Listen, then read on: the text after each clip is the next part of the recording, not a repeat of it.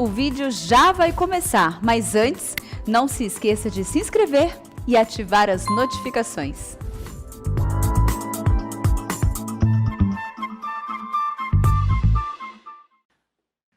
Nós estamos começando a nossa Escola Bíblica Dominical deste domingo 13 de dezembro de 2020, exatamente agora 17 horas e 40 minutos. Você é muito bem-vindo a este momento de estudo da Palavra de Deus. Eu convido você para abrir sua Bíblia comigo na primeira carta de Paulo aos Coríntios, capítulo 9, versos 22 e 23. O apóstolo Paulo, nesta carta, neste texto, diz o seguinte: fiz-me fraco para com os fracos, com o fim de ganhar os fracos. Fiz-me tudo para com todos, com o fim de, por todos os modos, salvar alguns. Tudo faço por causa do Evangelho, com o fim de me tornar cooperador com ele. Baseado neste texto, eu gostaria de trazer um assunto aqui, a questão da evangelização e dos seus vários métodos, para nós alcançarmos o maior número de pessoas para Cristo.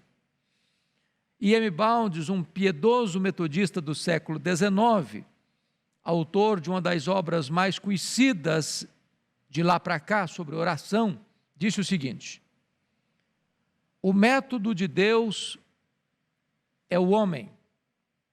Deus não unge máquinas, Deus não unge métodos, Deus unge homens. Certamente a estratégia da evangelização do mundo passa por uma evangelização que requer penetração de todo o mundo, a mobilização de toda a igreja e a utilização de todo o método legítimo e correto. É claro que quando Paulo diz que fiz-me tudo para com todos, com o fim de, por todos os modos, salvar alguns, ele não estava recomendando duplicidade, ele estava recomendando flexibilidade. Há dois grandes riscos no que tange à pregação ou à evangelização. O primeiro risco é mudar a mensagem.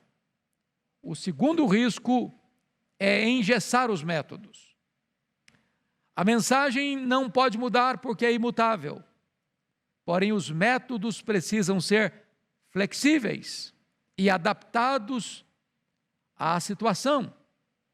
Então, eu queria hoje pensar com você sobre este assunto, os métodos de evangelização. Primeiramente, vamos pensar nos métodos que Jesus Cristo usou. Jesus usou vários métodos, de acordo com as circunstâncias e de acordo com as pessoas. Nós não podemos relativizar a mensagem e nós não podemos sacralizar os métodos. Os métodos não podem ser engessados. Eles devem variar de acordo com circunstâncias e pessoas. Por exemplo, quando Jesus estava conversando com Nicodemos, um teólogo, mestre em Israel, fariseu, membro do Sinédrio, Jesus foi no ponto central, dizendo: Nicodemos, em verdade te digo, que quem não nascer da água e do Espírito não pode entrar no reino de Deus. Importa-vos nascer de novo. E Jesus aborda este assunto com Nicodemos. Mas, por exemplo, quando ele encontra o paralítico de Betesda, há 38 anos, numa maca, abandonado, desprezado, com a esperança achatada, Jesus não faz a mesma abordagem. Jesus não pergunta para ele: você quer nascer de novo? Talvez ele pudesse responder: bom, eu não quero de jeito nenhum, já estou cansado desta vida, nascer outra vez para mim eu enfado. A pergunta de Jesus para ele foi outra, a abordagem foi outra: queres ser curado? Queres ser curado? o método era pertinente à pessoa, à ocasião. Por exemplo, ao odiado Zaqueu, por ser maioral dos publicanos, considerado traidor da pátria, colaboracionista de Roma, homem que todo mundo olhava para ele com desdém, a abordagem de Jesus a Zaqueu foi: desce depressa, porque me convém hoje pousar em tua casa. Jesus constrói pontes de contato, mostrando o seu interesse por ele, ainda que todos o desprezassem. Quando Jesus, por exemplo, é levado a responder uma situação diante de um quadro de uma mulher apanhada em flagrante adultério e lançada aos pés de Jesus, e os acusadores disseram: olha, a lei de Moisés ordena apedrejar, tu que dizes? E o Senhor Jesus Cristo se calou. E diante da insistência dos acusadores, Jesus respondeu: quem estiver sem pecado, atira a primeira pedra. Mas se dirige à mulher e disse: mulher, onde estão os teus acusadores? Eles não te condenaram? Pois eu também não te condeno, vai e não peques mais. Para a mulher samaritana, numa crise existencial, Jesus rompe vários tabus para criar uma rota de comunicação com seu coração. Jesus rompe o preconceito do cardápio, mandando seus discípulos a Sicar comprar pão. E a palavra Sicar é a cidade dos bêbados. Ficava num território samaritano, cujo entendimento dos judeus era: ali só tinha pão imundo. Jesus quebra essa barreira. Jesus vence o preconceito racial. Os samaritanos não se davam com os judeus, nem os judeus com os samaritanos. E Jesus quebra essa barreira para alcançar o coração daquela mulher. Quando pede a ela um favor: dá-me de beber. E ela responde: como tu me pedes de beber, sendo tu judeu e eu samaritana? Jesus rompe o preconceito cultural. Um rabino não podia conversar com a mulher em público, nem mesmo se fosse sua esposa. Pois Jesus, ao meio-dia, assentado no poço de Jacó, ao aproximar aquela mulher, ele entabula uma conversa com ela, quebrando esta barreira do preconceito cultural. Jesus quebra o preconceito religioso. Aquela mulher entendia que a verdadeira adoração era no Monte Gerizim. Os samaritanos não eram considerados religiosos sérios pelos judeus. Eles rejeitavam boa parte ou a maior parte do Antigo Testamento. E desta maneira Jesus mostra para aquela mulher que não é nem em Jerusalém, nem no Monte Gerizim, porque o verdadeiro Deus deve ser adorado em espírito e em verdade. E Jesus então vai conquistando espaço na agenda, no coração, na mente daquela mulher, para comunicar a ela o Evangelho. Jesus rompe, por exemplo, o preconceito moral. Jesus diz para aquela mulher assim: vai, chama o teu marido e vem cá. E ela respondeu: eu não tenho marido. E Jesus diz: é verdade, você já teve 5. Mas esse que você mora com ele não é seu marido. Apesar daquela mulher ser execrada pela opinião pública, apesar daquela mulher carregar um fardo enorme da sua condição moral naquela cidade, Jesus não só alcança o coração dela, mas faz dela uma missionária. Porque Jesus teve a habilidade de flexibilizar os métodos de abordagem. Por exemplo, quando você olha a abordagem dos métodos, e eu queria pensar com você nesse detalhe, veja comigo, Jesus usou a evangelização pessoal.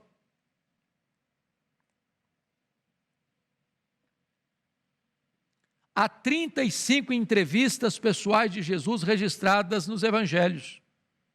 É o tete a tete, olho no olho, conversa particular. Que método extraordinário, um ganhando mais um. Jesus usou esse método. Segundo, Jesus usou o método da evangelização de massa. Ele pregou para multidões, várias vezes. A questão não é este ou aquele método, é este e aquele. Eu uso só um método, só esse método é bom. Não, você pode usar esse método, talvez é o melhor que funciona para você, mas outras pessoas têm usado outros métodos, desde que legítimos, desde que não contrariem as santas escrituras, devem ser usados, e Jesus usou tanto o evangelismo pessoal quanto o evangelismo de massa. Por exemplo, Jesus usou o método da evangelização pelo ensino. O sermão chamado do Monte é uma evidência disso. O apóstolo Paulo, quando esteve com os presbíteros de Éfeso, ele falou para eles de que ele os ensinava publicamente também de casa em casa. Ou seja, é necessário ensinar. É por isso que o Dr. Mark Lloyd Jones disse que todo sermão que expõe a Bíblia é evangelístico. Porque na medida que você vai ensinando a Bíblia, na medida que você vai abrindo as Escrituras e expondo as Escrituras, como aconteceu com os dois caminhantes de Emaús, o coração vai aquecendo, os olhos vão se abrindo, o coração vai sendo tocado. É evangelismo. Mas se você perceber, nós podemos também usar o que nós chamaríamos de evangelismo informal. É quando você não só fala, mas você impacta com o seu exemplo, com a sua vida. Quando você demonstra que aquela mensagem que você anunciou, ela vem respaldada pelo seu exemplo, pelo seu estilo de vida. Eu li certa feita de um professor no Japão, que foi proibido de pregar em sala de aula, e ele, proibido, resolveu apenas dar o seu exemplo.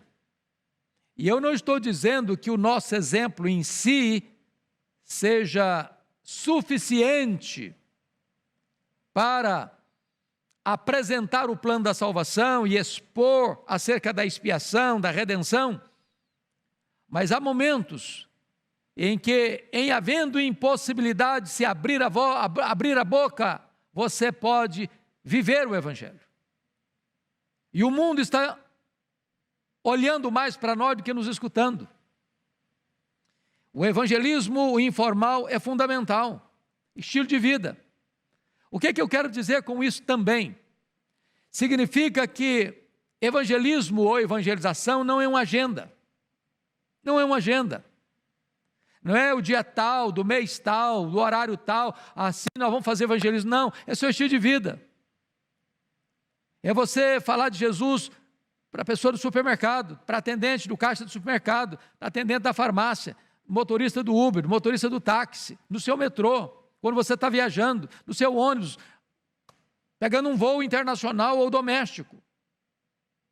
É você aproveitando a oportunidade lá na sua família, lá na sua parentela, lá com seus colegas de esporte, de lazer. É estilo de vida. É claro que tem também o que nós chamamos de programa evangelístico formal, como Jesus enviou os 70, expressamente para pregar, para expulsar demônios, para orar pelos enfermos. Então, o ponto que eu quero chamar a sua atenção é que não é este ou aquele método, é você usar todos os métodos legítimos para levar a esperança do Evangelho. Quando eu olho, por exemplo, para o que Jesus nos ensinou, eu vejo algumas coisas. Em primeiro lugar, Jesus disse para Pedro, quando Pedro teve aquela experiência relatada lá em Lucas 5, dizendo: Senhor, afasta-te de mim, eu sou um pecador. E Jesus disse: não temas, porque eu farei de ti um pescador de homens. E essa ideia de pescador de homens é muito interessante, porque você tem que fazer uma distinção entre o pescador apenas para lazer, para dar uma descontraída, e do pescador profissional.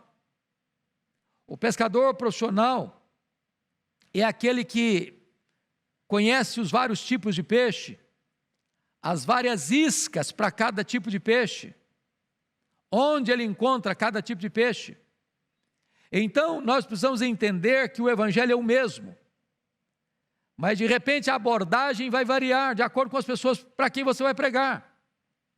A linguagem que você vai usar no meio científico é uma, a linguagem que você vai usar para uma pessoa que vive na região rural é outra, a linguagem que você vai usar para um estudante é uma, a linguagem que você vai usar para um funcionário público é outra. O evangelho é o mesmo, mas você flexibiliza o método. Por exemplo, o princípio da receptividade. Nem sempre o peixe está querendo comer. Tem que saber a hora, tem que saber o local, tem que saber a profundidade. E esse é um aspecto interessantíssimo. Há campos que estão maduros, há campos que estão verdes. Há lugares em que você chega e as pessoas estão ávidas pelo evangelho, há outros lugares que você chega e as portas estão fechadas. Paulo tinha essa percepção. Quando ele viu uma porta aberta, ele orava e falava: Deus, abre portas, ou me mostra portas, ou abriu uma porta e eu preciso aproveitar esse momento. Tantas vezes há investimentos pesados na área missionária para países que estão fechados. E há países que estão abertos, rogando, clamando que envie gente, o fruto está maduro, está na hora de colher. E nós tínhamos que ter essa percepção das portas abertas, das oportunidades, para entendermos o que Jesus está nos ensinando sobre pescadores de homens. Há tempo certo de pescar.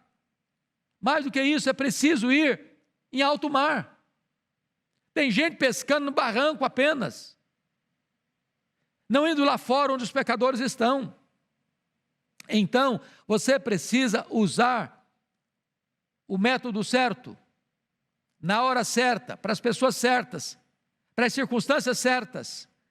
Você não está mudando a mensagem, você está flexibilizando o método. Na palavra de Paulo: fiz-me fraco para com os fracos, com o fim de ganhar os fracos, fiz-me tudo para com todos, com o fim de por todos os modos salvar alguns. Tudo faço por causa do evangelho. Quando você olha para Jesus, lá em Atos 1:8, ele usa um outro método maravilhoso, que é o método centrífugo. Se você parar para olhar ali, está escrito o seguinte: mas recebereis poder ao descer sobre vós o Espírito Santo, sereis minhas testemunhas, tanto em Jerusalém, como em toda a Judeia e Samaria, e até os confins da terra. É como se você jogasse uma pedra dentro de uma poça d'água, e você vai vendo ondas se formando, cada vez mais crescentes.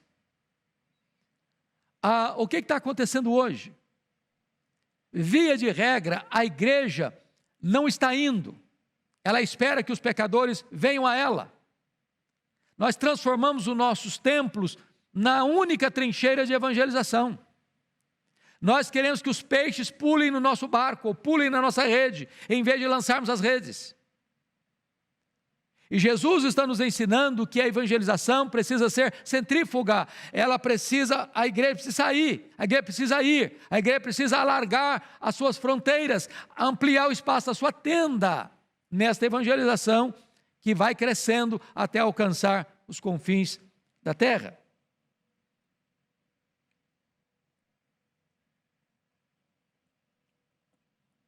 Quando você vai usar, por exemplo, os métodos de Paulo,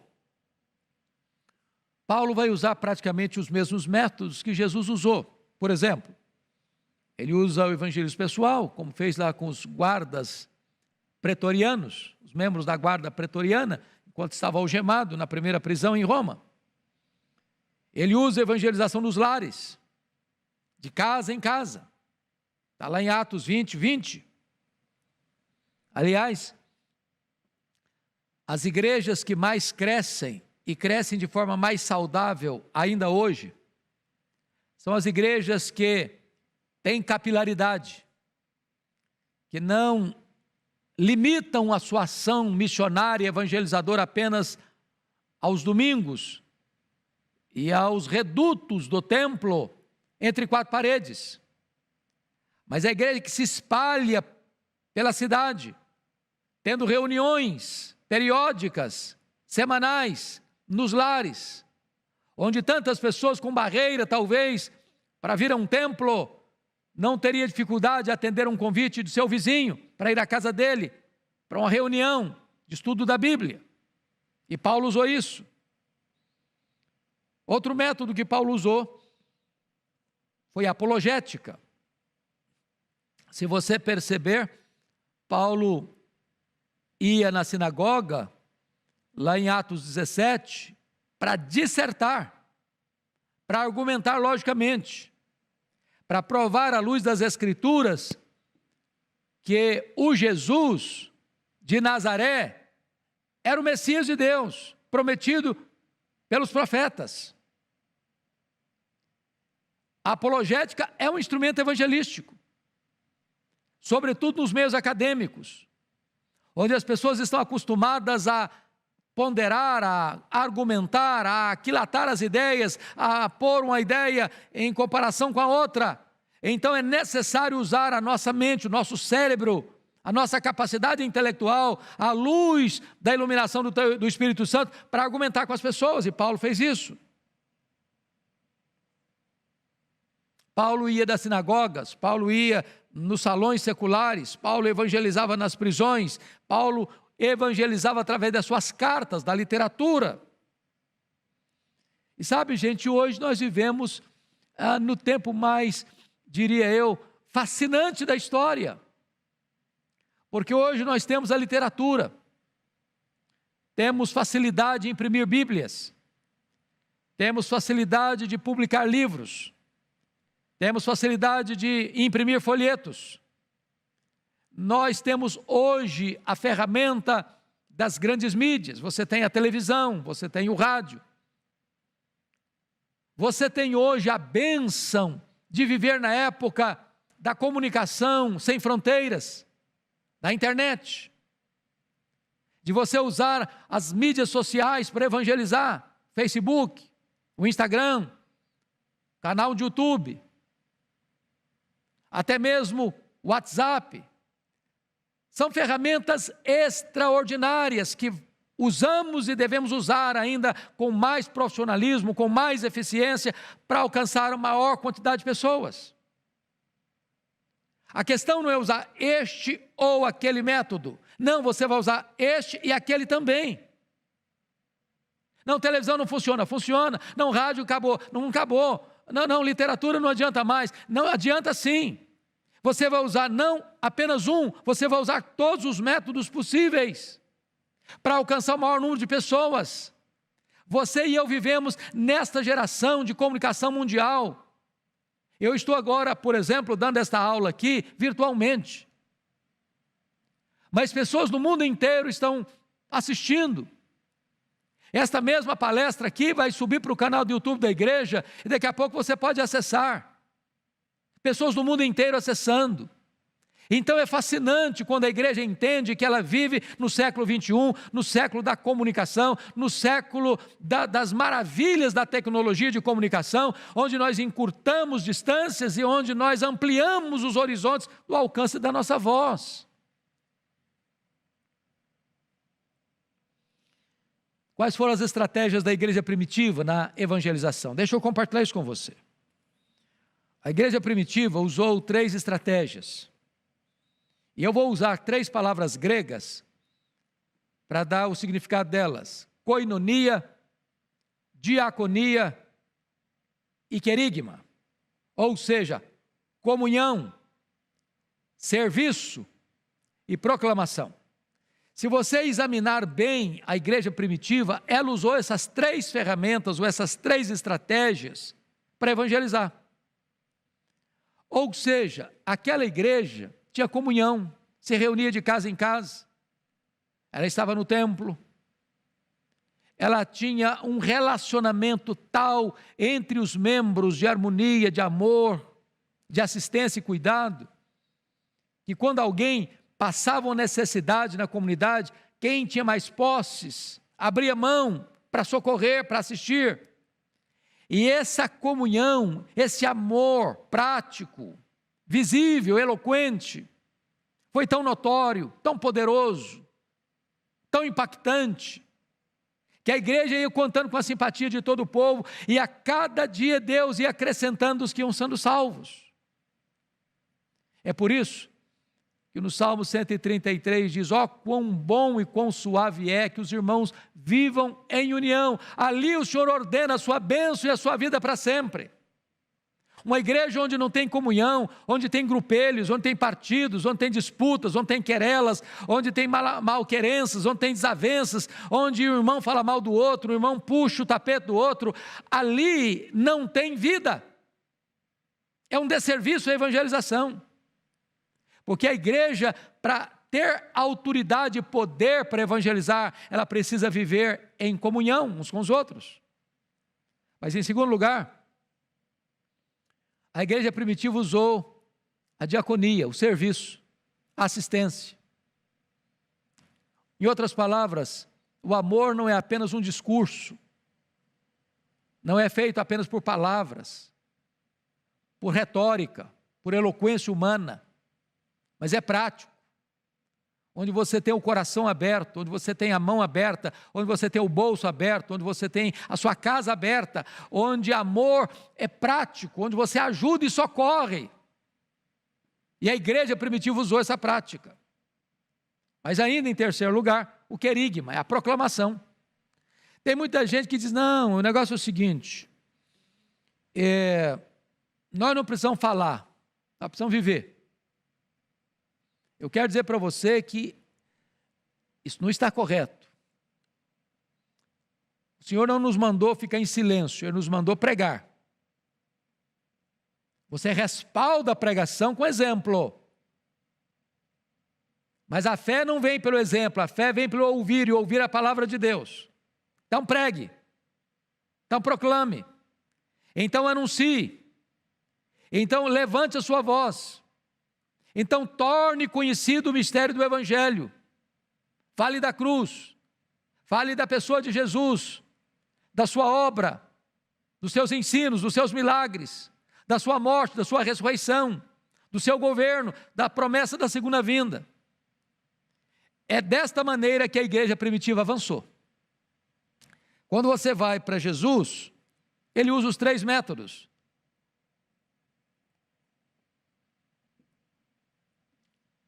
Da koinonia amando, da diaconia servindo, e do querigma falando e pregando. Jesus foi um pregador, Jesus serviu, e Jesus amou. É por isso que o ministério dele teve um impacto tão magnífico. Agora, deixa eu me pensar com você aqui em alguns detalhes dos métodos usados pela igreja primitiva. Eles trabalhavam primeiro de dentro para fora, de uma forma centrífuga, como Jesus havia orientado em Atos 1:8.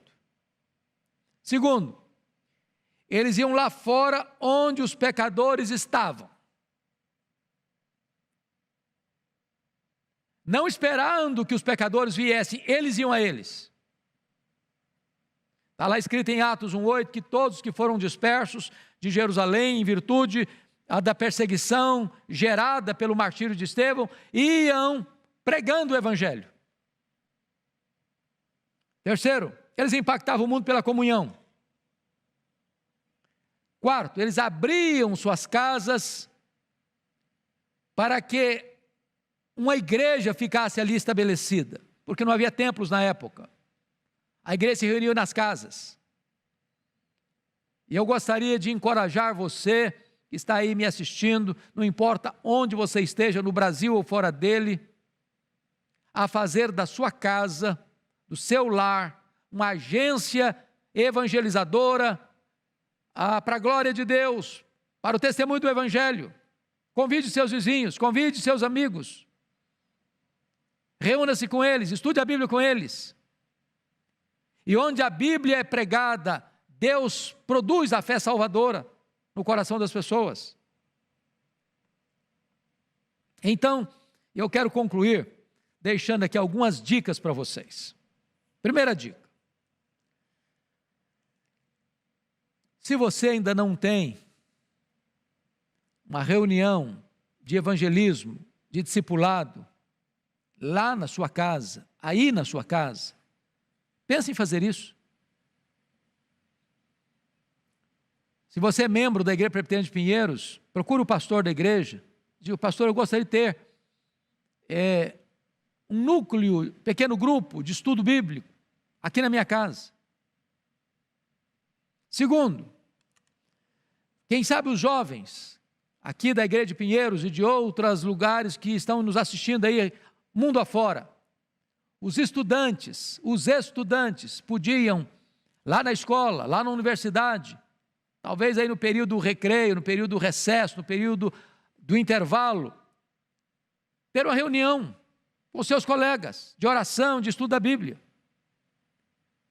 Eu conheço muitos frutos do meu ministério, com a graça de Deus, de reuniões com os estudantes, no intervalo, escolas de medicina, escolas de engenharia, escolas de direito, escolas secundárias, onde você pode levar a esperança do Evangelho.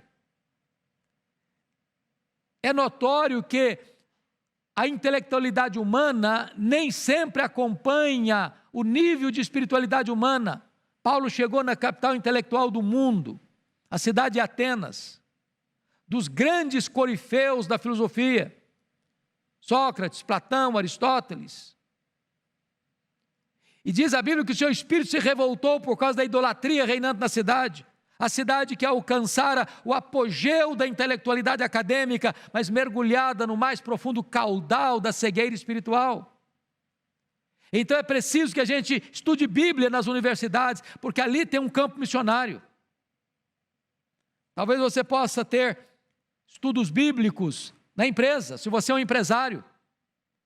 Você pode, sim, ter um espaço ali, onde você convida os seus funcionários, convide um pastor, convide um seminarista, convide um presbítero da igreja, um pregador leigo, para ir lá, dirigir uma reunião rápida, objetiva, para falar de Jesus.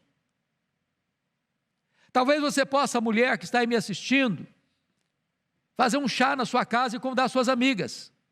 Faça um chá bonito, gostoso, agradável. Convide pessoas para vir à sua casa, tomar um chá com você.